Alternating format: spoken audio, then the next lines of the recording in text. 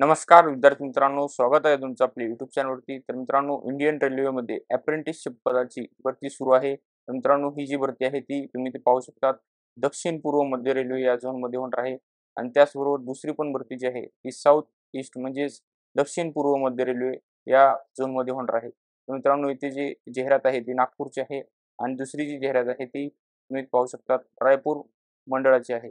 यामध्ये एकूण ज्या जागा आहेत ते 844 आहेत. त्याचबरोबर इथे 2 कार्यालय आहेत. त्यात दुसऱ्या कार्यालयामध्ये 269 जागा आहेत आणि नागपूरमध्ये आपण बघितलं तर पहिल्या कार्यालयामध्ये एकूण ज्या जागा आहेत त्या 788 आहेत आणि दुसऱ्या कार्यालयामध्ये 73 जागा आहेत. तर मित्रांनो, आपण सविस्तर पद्धतीने माहिती पाहणार आहोत. त्यासाठी व्हिडिओ शेवटपर्यंत बघत राहा आणि चॅनलला सबस्क्राईब करा. मग अप्रेंटिसशिप ॲक्ट 1961 आणि अप्रेंटिसशिप नियम 1992 या नियमांअंतर्गत इथे भरती सुरू आहे. त्याचबरोबर तुम्ही पाहू शकता इथे तुम्हाला अर्ज करण्याची वेबसाईट आहे www.apprenticeshipindia.gov.in आणि अर्ज करण्याची तारीख आहे ती 10 एप्रिलपासून ते 9 मेपर्यंत आहे.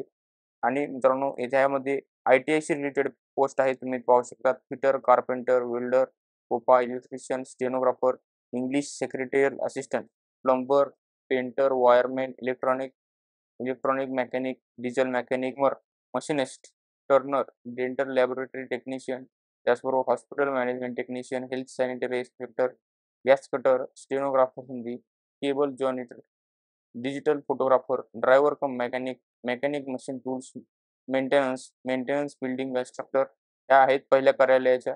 रिक्त पदांची संख्या आहे 788 आणि मोतीबाग वर्कशॉप नागपूर या कार्यालयाची तिथून पोस्ट पाहू शकतात.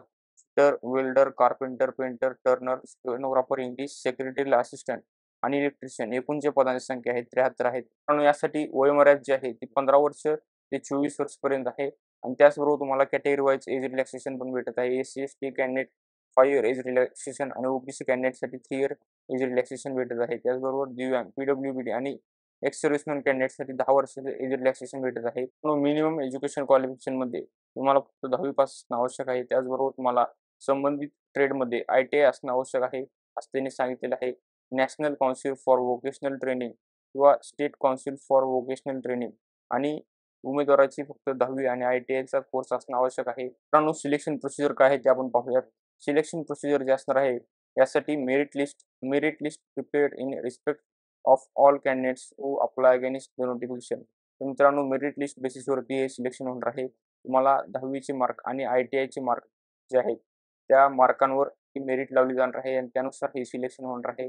आणि सिलेक्शन झाल्यानंतर तुम्हाला अप्रेंटिसशिप ट्रेनिंग आणि स्टायपंड जो आहे त्यामध्ये तुम्हाला स्टायपंड रेट जो आहे 8,050 2 वर्षाच्या ITI कोर्ससाठी आणि 7,700 हे एका वर्षाच्या ITI कोर्ससाठी या स्टायपंड तुम्हाला दिला जाणार आहे.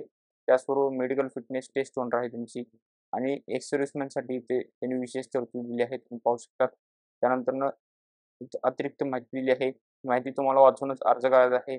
मित्रांनो, दुसरी अप्रेंटिसशिप भरती जी आहे ती दक्षिण पूर्व मध्य रेल्वे रायपूर मंडलची आहे. तुम्ही पाहू शकता. त्यासाठी अर्ज करण्याची शेवटची तारीख 1 मे आहे. त्याचबरोबर DRM ऑफिस रायपूर डिव्हिजन येथे एकूण ज्या पदांची संख्या आहे ती 844 आहे आणि वॅगन रिपेअर शॉप रायपूर येथे 269 रिक्त पदांची संख्या आहे. तुम्ही पाहू शकता.